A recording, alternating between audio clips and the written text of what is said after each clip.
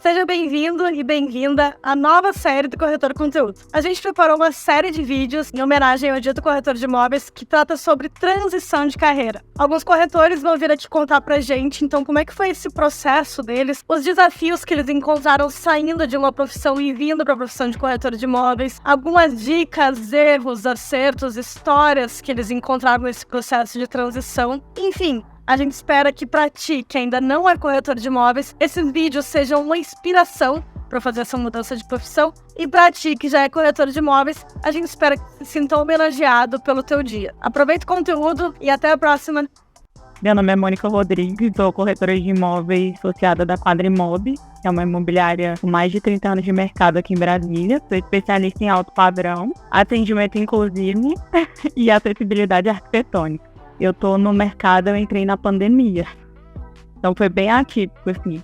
Porque eu já entrei num momento bem diferente do mercado, né? Onde a gente tinha os treinamentos e tudo online. E aí eu só comecei a tirar plantão mesmo para ter contato direto com o cliente agendado. Porque na época a gente não podia sair, não podia ir para a sede da empresa, né? Foi um ano bem tenso. Então eu tive que me adaptar. Eu já estava vindo de uma realidade diferente.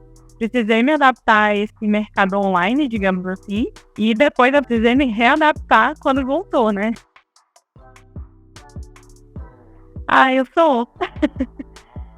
Assim, como toda profissão tem seus altos e baixos, então eu aprendi muito a ser resiliente, porque, primeiro, até então eu estava acostumada, vamos falar da parte financeira, a ter um salário todo mês. E assim, eu trabalhava muito, eu recebia X. Eu trabalhava pouco, eu recebia X. E aqui não, aqui você aprende que o seu retorno vai ter o tamanho do seu esforço. Então, se eu trabalhar muito, eu vou ter mais chance de ter uma renda melhor, né? E se eu trabalho menos, vou ter uma renda menor. A gente estava até conversando aqui hoje. Aqui você ganha de acordo com a sua capacidade de trabalho. Então, assim, se você se organiza, você trabalha bastante, você se esforça, você foca em alguma coisa, você vai ter um retorno absurdo. Então, eu aprendi isso e a ser resiliente, porque a gente escuta não muito mais vezes do que a gente escuta sim. Então, tem dias que a gente está sensível. Somos seres humanos. Eu falo que eu sou totalmente contra a positividade tóxica.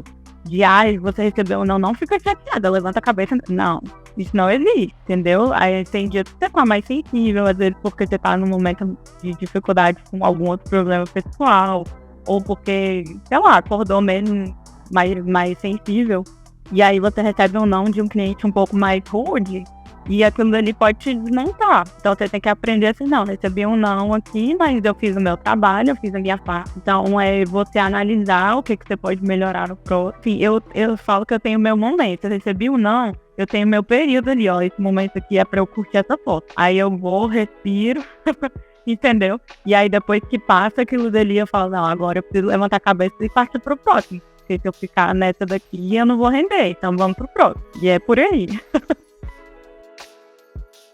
Eu, antes de ser corretora, trabalhava numa holding, numa empresa de um grupo grande, que a base era em Fortaleza, e a gente tinha uma filial aqui em Brasília, que eu trabalhava com Brasília e Anápolis, né? Que é Goiás, do lado. Era analista de RH e eu cuidava dos processos seletivos, toda a parte de RH, tanto da filial de Brasília quanto da de Anápolis. Tava já bem cansativo para mim, porque eu também participei da implantação do sistema de gestão em toda a empresa. Então, eu era do grupo de sistema de gestão e eu dava treinamento de liderança no sistema de gestão.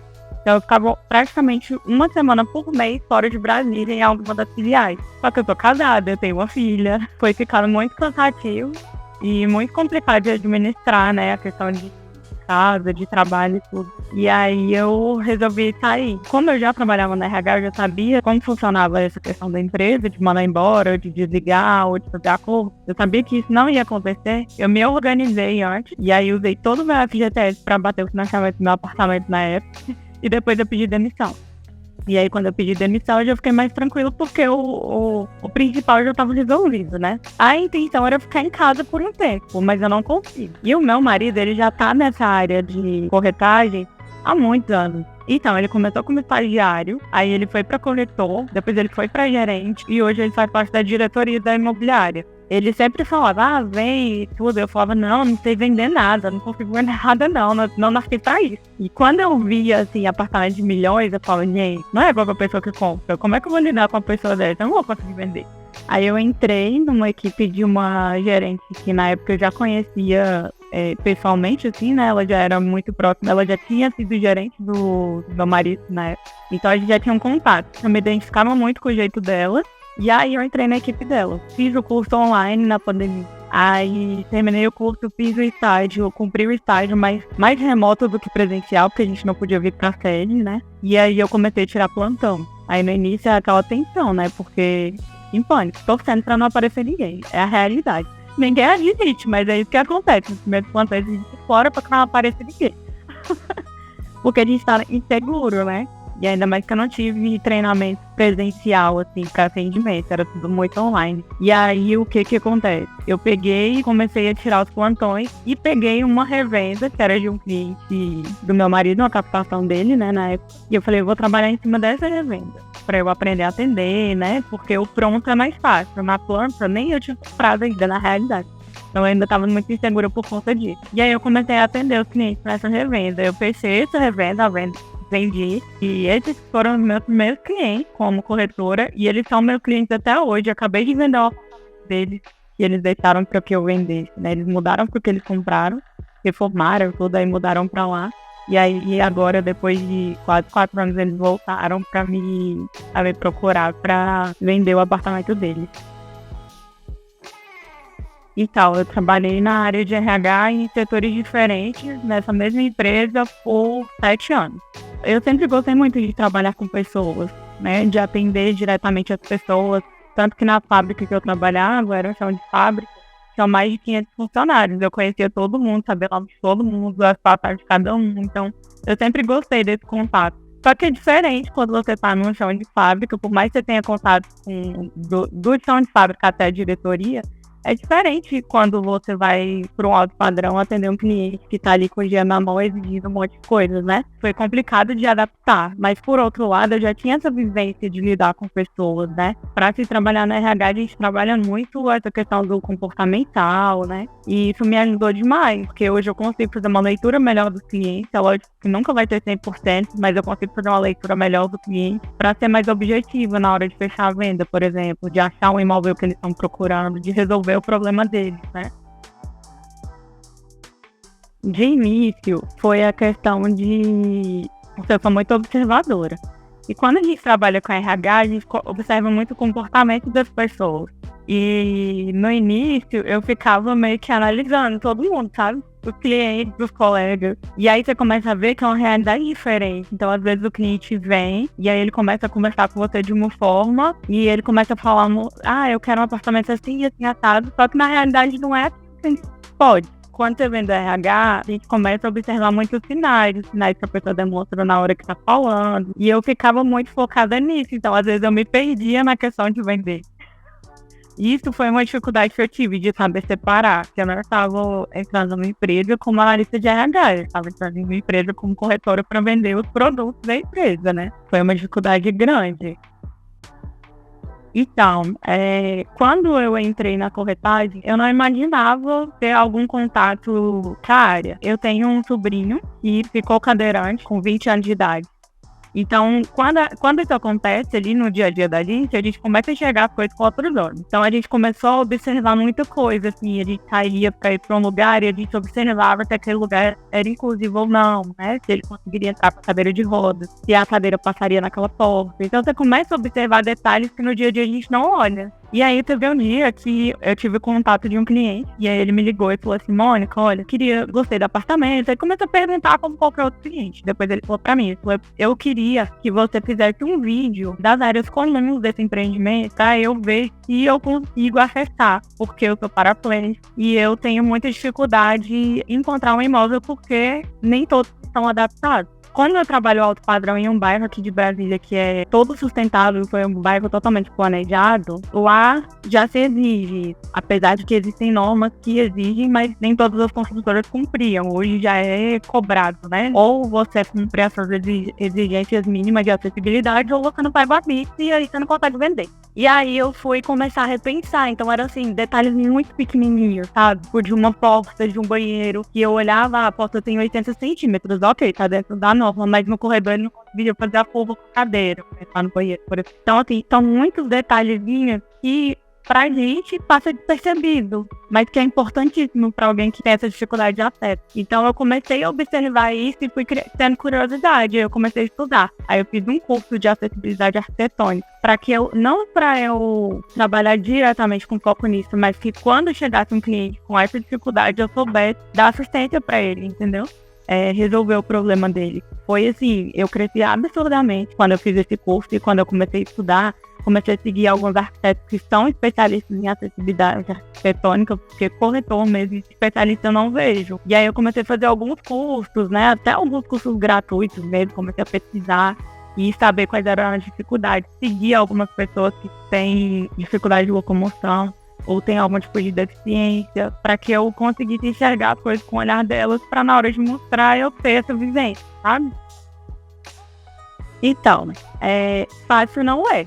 Assim como nada na vida é fácil. É uma profissão desafiadora e ela trabalha absurdamente o emocional da gente, mas se te enche os olhos, tenta, entendeu? No máximo pode ser que não dê certo e aí você vai atrás de outra coisa, mas eu acho que vale a pena tentar, porque é uma profissão que te dá um retorno, não financeiro, porque eu costumo falar, tem algumas colegas que me chamam até de idiota, né? Mas eu costumo falar que o dinheiro aqui é uma consequência. A consequência de um trabalho bem feito, é a consequência de muito estudo, é a consequência de eu olhar pelo olhar do cliente, sabe? Então, às vezes você pega uns clientes bem complicados, bem difíceis, e aí ele te desafia. E nessa você aprende muito. É uma escola, eu falo que são clientes de escola. Mas você também vai pegar clientes que vão mudar o seu dia, sabe? Que às vezes você nem vai vender pra ele, mas eles trazem uma energia tão legal que incentivam, sabe, a continuar. Tem os momentos desafiadores, sim, tem muitos não, mas tem os momentos que eu falo que são os momentos que fazem a gente subir 10 degraus. Porque quando você fecha uma venda, por exemplo, com um cliente que está comprando o primeiro imóvel, você vê que era o sonho da vida da pessoa. Ou então de uma situação de alguém que está fazendo um upgrade porque casou e aí morava num quarto e quer ir para uma casa maior porque quer ter filhos. Então, assim, a gente vive tanto esses momentos dos clientes e é tão mágico isso. Eu falo que todo dia quando eu volto para casa, eu volto analisando o meu dia. E aí você escuta tanta história bacana, sabe? História de recomeço, história de fim de relacionamento, mas que trazem um recomeço. Então é uma casa nova, com energia nova, com uma nova fase da vida. Então a gente lida com vidas, com pessoas, com sonhos, né?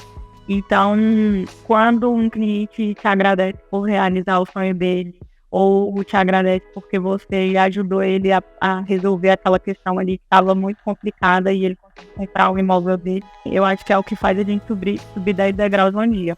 É a recompensa do trabalho, é a recompensa dos 30 anos que você recebeu lá atrás. Você vai se apaixonando pela profissão. Aos poucos você vai se apaixonando. Tem dias que você odeia, você quer jogar tudo pro alto e vender arte na praia. Esses momentos de recompensa, eles valem mais do que os 30 não que ficaram pra trás, sabe? Então, eu acho que pra quem tá entrando agora, se desafie mesmo. Mas não entre pensando que é uma profissão fácil. Você vai ter que estudar, você vai te exigir muita dedicação, muito esforço, um trabalho diário. Seu como pessoa também, do seu emocional, pra você aprender a dar a volta por cima e correr atrás da próxima venda. E não se apaixonar e não esquecer daquele cliente. Então, assim, são muitas fases em uma só, mas que te tornam uma pessoa totalmente diferente. Eu falo que eu tinha uma Mônica lá atrás, quando eu trabalhava no setor privado, e existe uma Mônica hoje, que eu sei da minha capacidade, eu sei que eu consigo ir muito além do que eu imagino, porque aqui é uma profissão que a gente não pode se acomodar. A gente não consegue se acomodar. Quem se acomoda sai do mercado. Porque todo dia é muito cíclico, então todo dia tem uma novidade no mercado, todo dia tem um concorrente novo, todo dia lança uma tecnologia nova no imóvel e você precisa estar atento a tudo isso. Então é um aprendizado diário, realmente.